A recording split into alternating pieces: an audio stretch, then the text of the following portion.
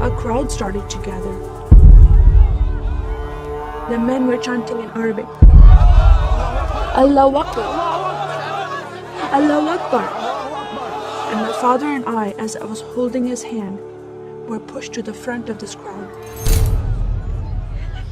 In the center of this crowd was an Arabic woman, dressed just like this, and she was tied up and she was sitting on a box.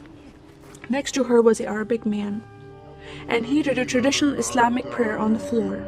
And he got up from the floor, and from his side, he pulled out this very long golden sword, and he beheaded the woman. My legs are shaking, and my heart is going fast. And my father said, if you don't listen to the teachings we're instilling in your life, this will happen to you one day.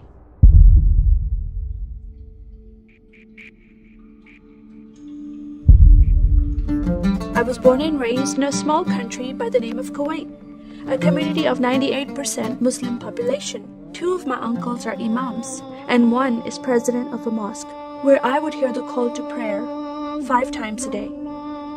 As a Muslim, the word Yahudi, which means Jew, was instilled in me as a bad word, as a cuss word. Yahudis should not exist. They should be killed, and I never thought to question why would I hate them. I never met Jewish people in my life. They never did anything to harm my family. I just hated them. Just the word brought hatred in my heart. It's very important to learn the Quran and the Hadith and even memorize it in Arabic.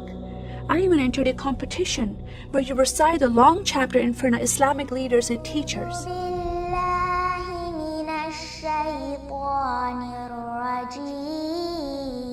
And I came second place. I thought I did a good job.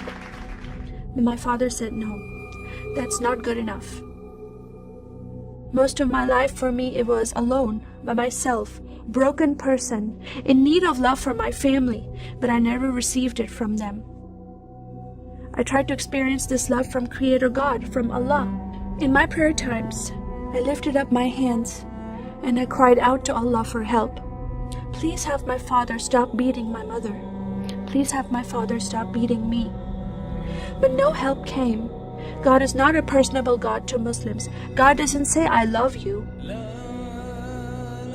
Saddam Hussein forces came in the middle of the night and invaded the small country of Kuwait. And then they came to my city and they destroyed property and they looted people's home and they stole possessions and they killed the men and they raped the women. Then we were granted asylum status to stay in the US. My grandmother suddenly got very sick. She had a heart attack and she went to the hospital. And 2 days later, she passed away. I was devastated because I lost my best friend. And this lady approached me and asked me if I was okay.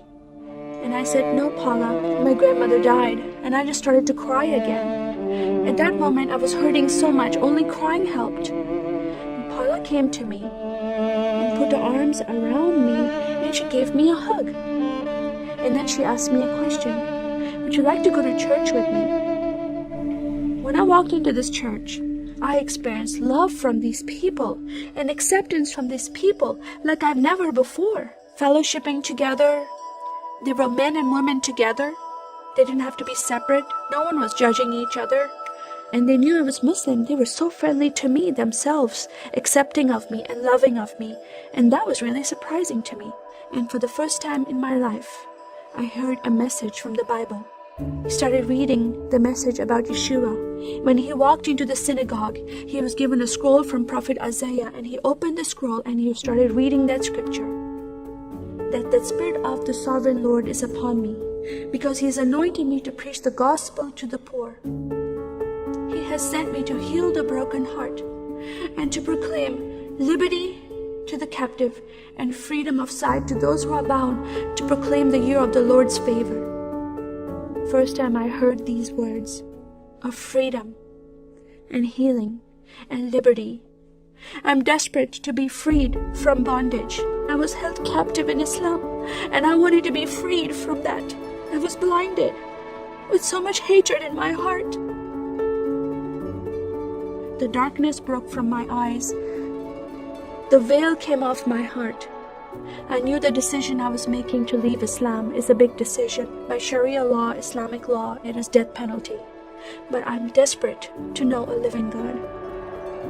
In that day, I gave my life to becoming a follower of Jesus. This is the God of Israel, God of Abraham, Isaac, and Jacob. And the nation of Israel is God's heartbeat. And I said, God, forgive me. I did not know I hated your people. I love the Jewish people because it's their God, their Messiah that I'm following, and He told me to love them. I never knew what happened to the 6 million Jews that died. I never heard that in Kuwait in history. Now that I met Holocaust survivors, I know their story, and I shared my story with them. Your God, your Messiah, changed my heart, giving His life for me, so I can have life everlasting. He rescued me. He saved me. He came and brought joy in my life again. And I'm a blessed woman. And I start crying, and they start crying. And we are able to relate to each other, and they embrace me, and they love me, and they experience some healing, I believe, when they hear my story. That is a privilege to have that in my life. I am one for Israel.